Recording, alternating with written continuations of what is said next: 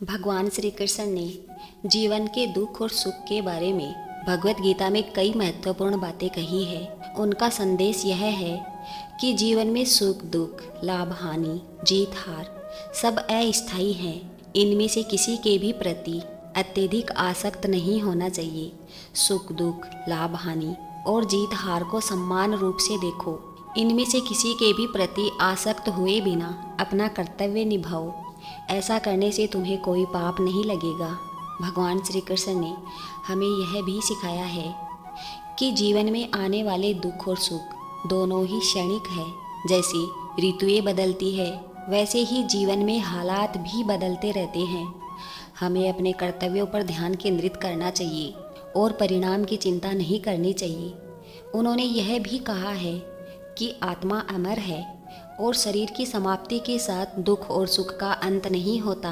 भगवान श्री कृष्ण का यह संदेश हमें सिखाता है, अगर हम अपने मन को स्थिर रखेंगे और हर परिस्थिति को सम्मान दृष्टि से देखेंगे तो जिंदगी से हर दुख अपने आप ही चला जाएगा।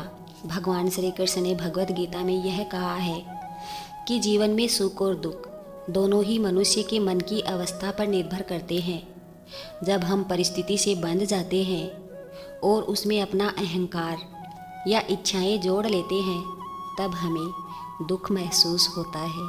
लेकिन अगर हम इनसे ऊपर उठकर कार्य करते हैं तो दुख का अनुभव कम हो जाता है। हे अर्जुन, सर्दी गर्मी सुख दुख केवल इंद्रियों का अनुभव है।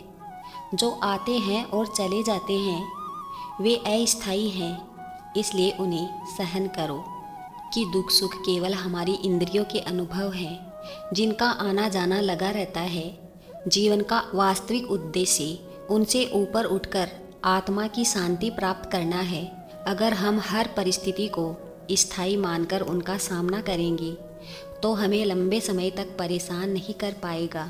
भगवान श्री कृष्ण ने हमें कर्म योग का सिद्धांत दिया है जिसमें हम अपने कर्म करते रहें लेकिन फल की चिंता न करें। यही निस्वार्थ भाव से किया गया कर्म दुख से मुक्त करता है। जब हम फल की अपेक्षा से परे होकर अपने कार्य को समर्पण भाव से करते हैं तब हमें आत्मिक शांति मिलती है और जीवन में आने वाले सभी दुख धीरे धीरे समाप्त हो जाते हैं। दुख स्थायी नहीं होते और यदि हम अपने मन को स्थिर रखेंगे, अपने कर्तव्य करते रहेंगे और फल की चिंता से मुक्त हो जाएंगे तो जीवन से हर दुख चला जाएगा। यह जीवन है जहाँ खुशियाँ और दुख दोनों साथ साथ चलते हैं। लेकिन यह भी सच है कि कोई भी कठिनाई हमेशा के लिए नहीं रहती। हर अंधेरी रात के बाद सुबह का सूरज निकलता ही है और हर मुश्किल के बाद एक नया रास्ता खुलता है। दुख जीवन का एक हिस्सा है लेकिन इसे अपना जीवन नहीं बनाना चाहिए। हमें हमेशा यह विश्वास रखना चाहिए कि जिस तरह से खुशियाँ आती है उसी तरह दुख भी गुजर जाएगा। जो मुश्किलें आज हैं वे हमें कल और मजबूत बनाएगी। तो चलिए हम अपनी मेहनत, अपने सपनों और अपने आत्मविश्वास के साथ आगे बढ़ते रहें, क्योंकि ज़िंदगी में जितने भी दुख आएंगे वे एक दिन गुजर ही जाएंगे। आगे बढ़ने का रास्ता वही होता है जो इंसान खुद बनाता है। हर चुनौती एक नया सबक सिखाती है और हर परेशानी के बाद हम खुद को पहले से बेहतर पाते हैं।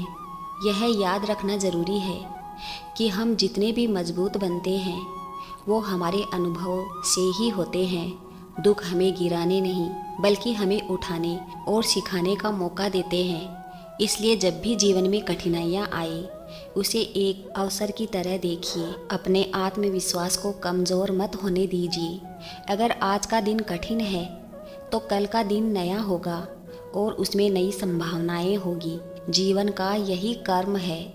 समय बदलता है, हालात बदलते हैं और हमारे साथ जुड़ी हर मुश्किल भी खत्म हो जाती है। जब तक हम खुद पर विश्वास बनाए रखते हैं तब तक कोई भी दुख हमारा रास्ता नहीं रोक सकता। जब हम आगे बढ़ने की बात करते हैं तो यह सिर्फ शारीरिक रूप से नहीं बल्कि मानसिक रूप से भी होती है। मन को मजबूत करना उतना ही ज़रूरी है जितना कि कठिनाइयों से लड़ना।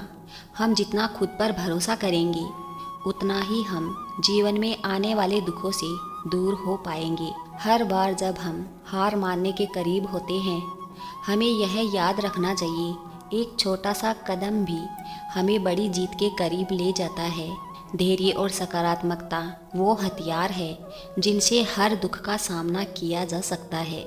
दुख को आने देना और खुशी को गले लगाना, यही जिंदगी का सही तरीका है। हमें हमेशा उस उजाले की तरह देखना चाहिए जो अंधेरे के बाद आता है।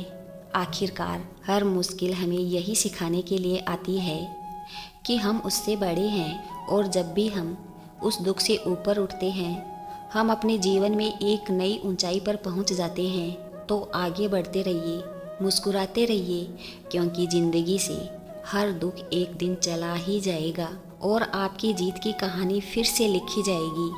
इसलिए अपने जीवन में हमेशा आगे बढ़ते रहना चाहिए। जय श्री कृष्णा। राधे राधे।